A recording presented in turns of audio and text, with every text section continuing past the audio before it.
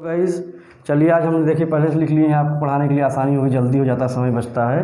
आज हम अगली वीडियो जो बना रहे हैं अपनी इसमें पढ़ाएंगे क्या, पास्ट परफेक्ट कंटीन्यूअस टेंस। ठीक है, इसके पहले हम आपको पास्ट परफेक्ट टेंस पढ़ा चुके हैं। तो पास्ट इंडेफिनिट पहला हो गया टेंस इसमें, पास्ट टेंस में, दूसरा पास्ट कंटीन्यूअस, तीसरा पास्ट परफेक्ट और चौथा नंबर है ये पास्ट परफेक्ट कंटीन्यूअस टेंस। ठीक है, इसमें सबसे पहले देखिए हमने लिखा है इसका आइडेंटिफिकेशन क्या होता है।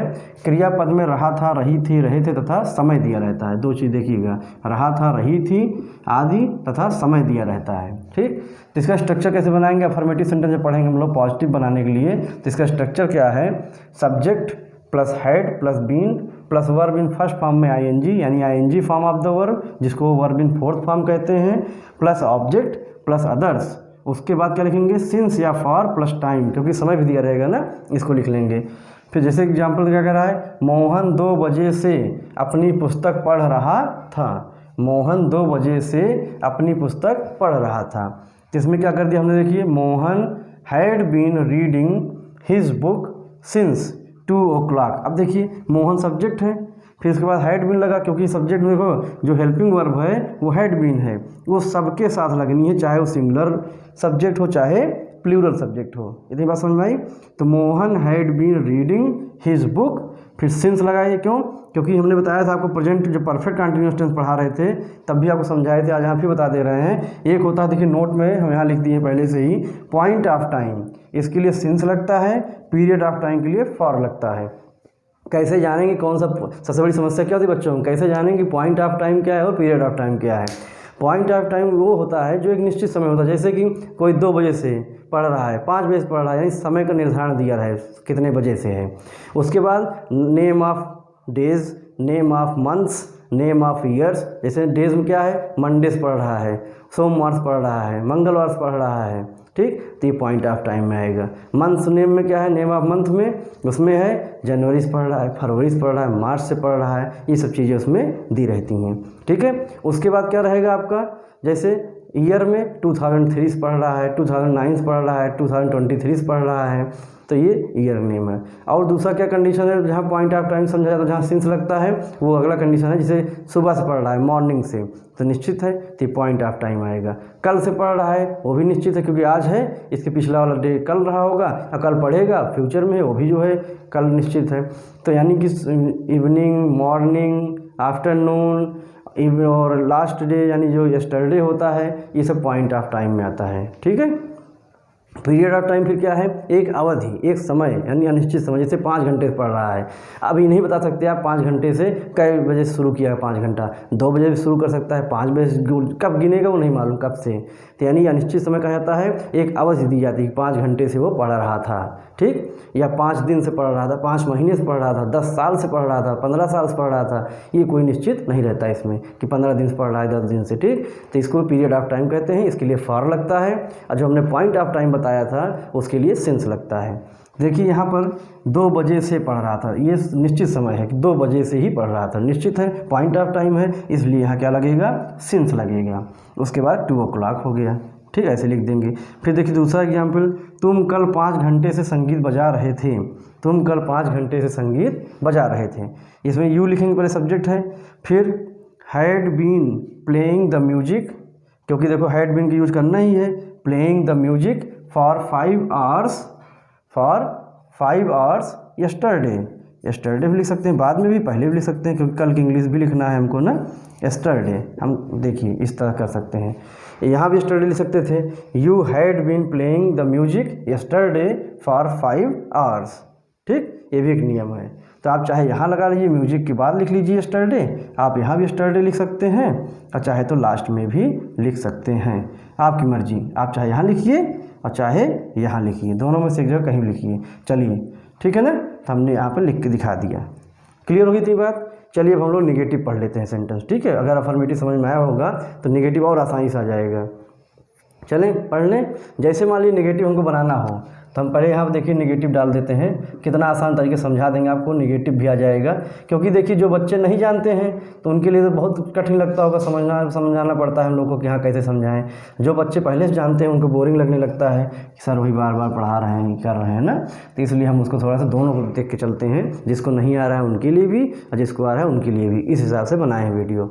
चलिए निगेटिव सेंटेंस क्या करते हैं हम लोग, क्या चेंजिंग करते हैं। देखिए जो ये सब्जेक्ट और हेड है इसको ऐसे लिख लेते हैं, पहले सब्जेक्ट अच्छे से और प्लस हेड तो लिखेंगे, लेकिन यहाँ बीच में नॉट भी लगा देंगे, तब बीन लगाएंगे। ये नॉट लिख के तब बीन लगाएंगे। हमने इसे थोड़ा चेंज करने की कोशिश किया है, समय बच जाएगा, आप लोग भी जान जाएंगे। देखिए सब्जेक्ट, इससे पता चल जाएगा क्या चेंज हुआ। बस सब्जेक्ट फिर हेड तो था ही, बीन था पहले से ही, हमने बीच में नॉट लगा दिया।